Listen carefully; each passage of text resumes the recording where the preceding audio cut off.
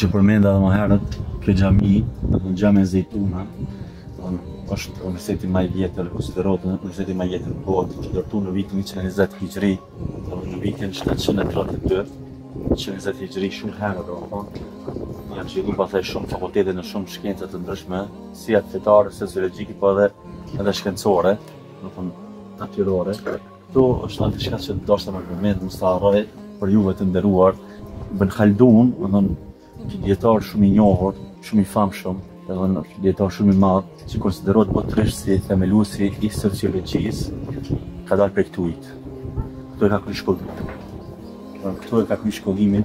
Atë janë ndaluar si ama pastaj domethënë shumë shpejt janë shpërngulur me familje si i vogël, shpërngulur në Tunezi, këtë qytet domethënë Tunis, edhe këtu e ka kryer shkollimin, edhe pastaj domethënë shpërngulur në shumë shtete, ka jetuar në shumë shtete, në mësifuni ka jetuar pastaj në Egjipt.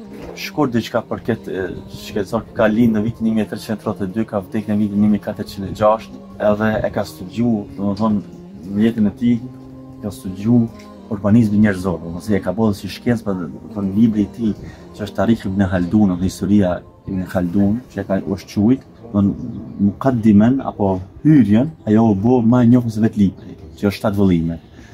Këtë muqaddime, domethënë e ka bërë një hyrje fantastike, shumë të madhe për shumë shkenca, edhe e ka shpjeguar po ashtu edhe në çështjen e lulëzimit të shteteve.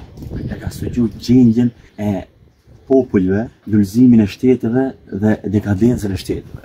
Unë e ka përmend se ka 3 faza, domethënë çdo shtet që zhvillohet i përmban 3 faza.